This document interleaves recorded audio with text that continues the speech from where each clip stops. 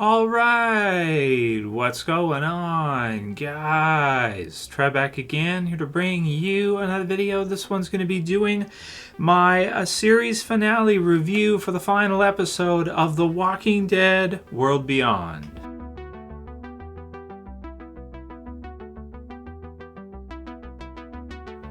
Alright dudes, and possible spoiler warning if you have not seen the final episode now for The Walking Dead World Beyond. So it has now premiered on AMC Premiere.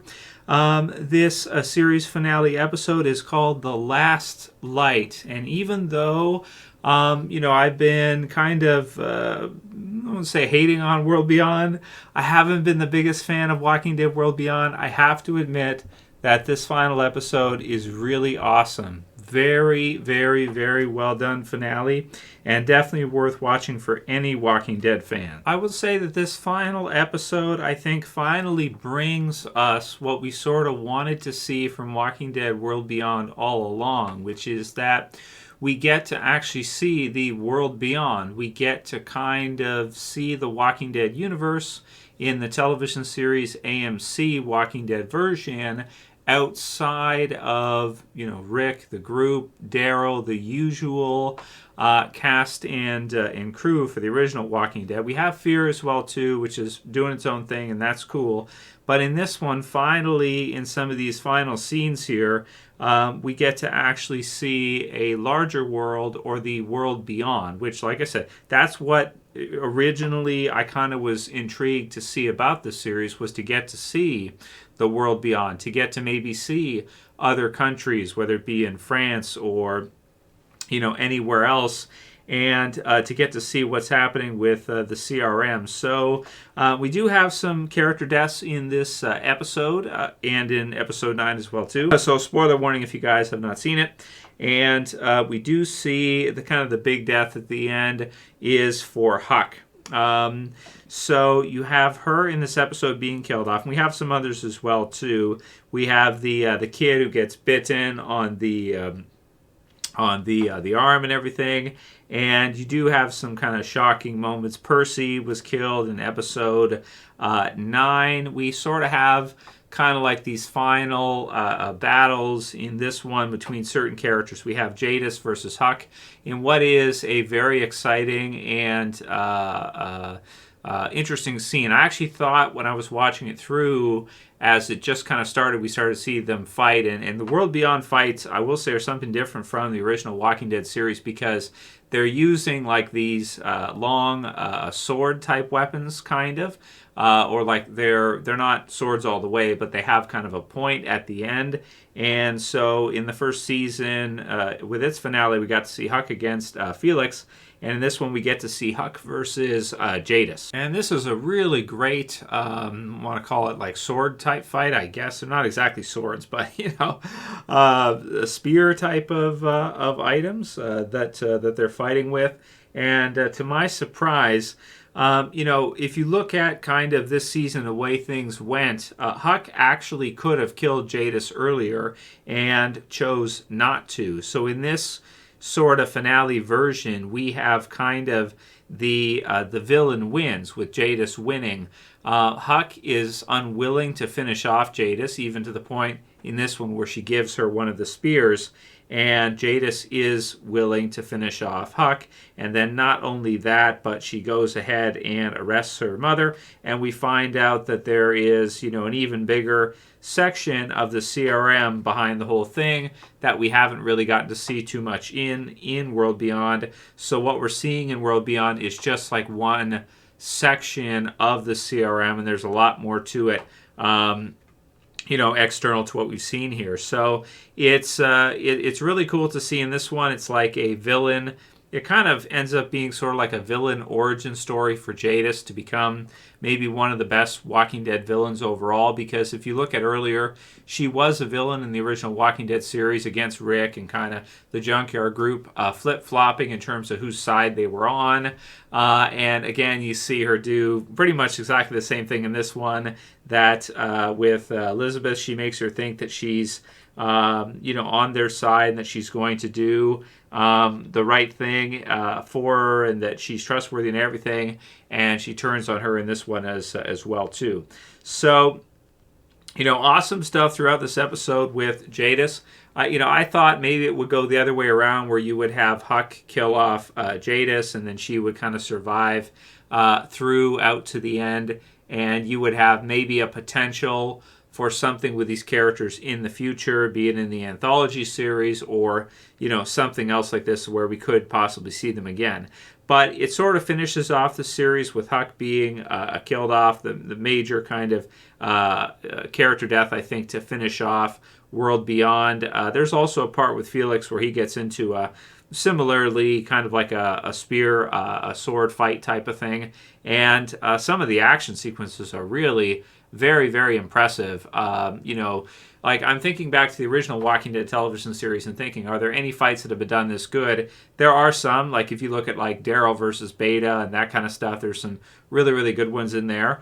But some of these fight scenes in this one were actually extremely well done, and we don't usually get to see stuff like this that much in Walking Dead. Usually it's kind of like, if you look at where, spoiler warning, when Daryl kills Beta in the final kind of fight there, that now that I have seen this right here, I do see that could have probably been more of an epic type of fight. It's kind of quick. He kind of comes up and just kind of finishes Beta off. Now, granted, they were doing a lot of things in those episodes and that. So, but this one here kind of showed me like, how they could have done some of the fights, how they could have done some of the choreographed action sequences, especially when he's kind of like, Felix is kind of spinning it around above him like a staff or something, but with the blades on the ends, killing walkers at the same time, and then defeats the guy who I cannot recall his name from, one of the CRM's goons that has kind of called him out and challenged him and everything. So it is really good stuff, and again, kind of unexpected. I probably thought in my mind it would have gone the other way around, and that you would have had Felix be killed off likely by the other guy, and then have Huck defeat Jadis, and Jadis be killed off as kind of like the final thing in World Beyond. But no, she ends up kind of getting an up as a villain, becoming sort of an even more sort of kind of epic villain for Walking Dead, and one that maybe we could see in the Rick movies as well. And it does make me interested in kind of the future. She also, Jadis mentions that she traded in Rick, which is cool just to hear her even refer to it, because it's something in Walking Dead that refers to Rick.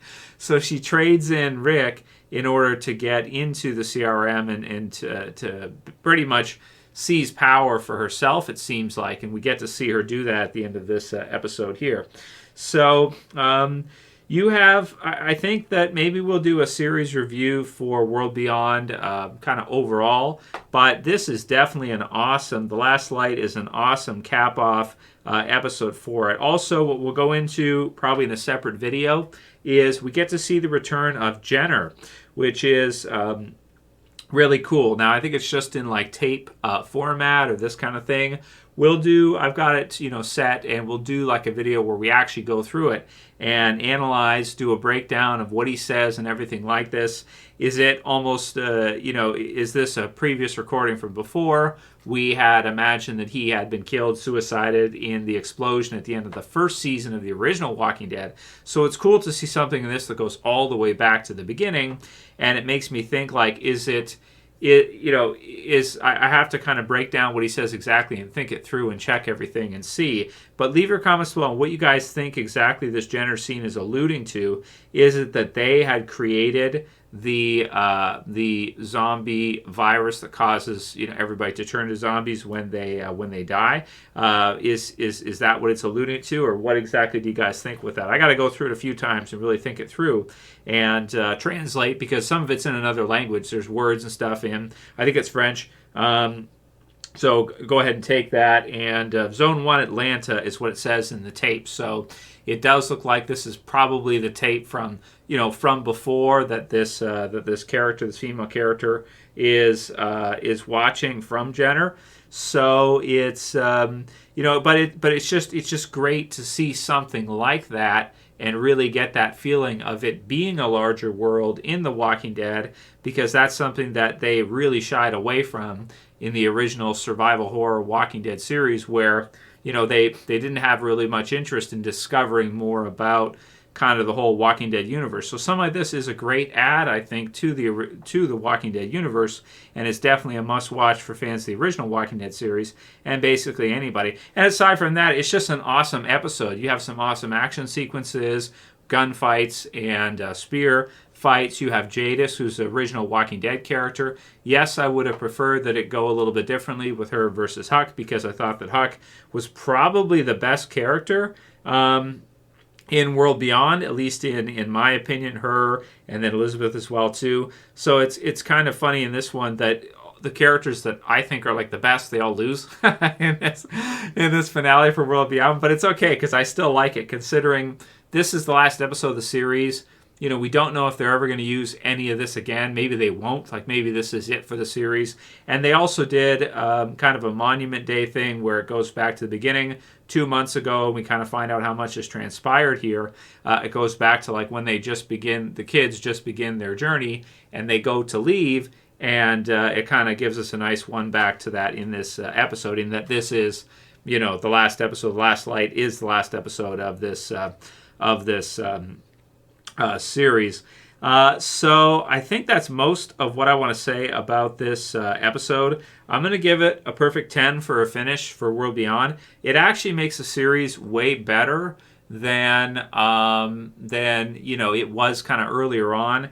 And even though I had kind of wished the character deaths would have went a different way and you would have had maybe Huck win so that you might be able to see her again in something else, it also makes sense to have her be kind of the final death in this one. And so the kids, it depends who you're like. It depends if you like World Beyond or not. Are you? And also leave comments below too. Are you disappointed World Beyond is ending?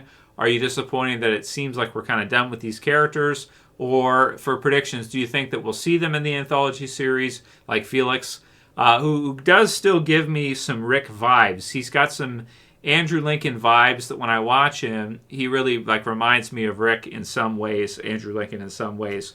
So, and then also some of this being good setup for the idea of a Walking Dead universe, of a big world where maybe we could see other countries, or we could see some epic stuff that you might only be able to do in the movies, right? Like you might only be able to do that in the movie version. Also, some people have mentioned in comments that the female at the end, who turns into a zombie, seems to move pretty fast. So it almost seems like she's like a fast zombie or something.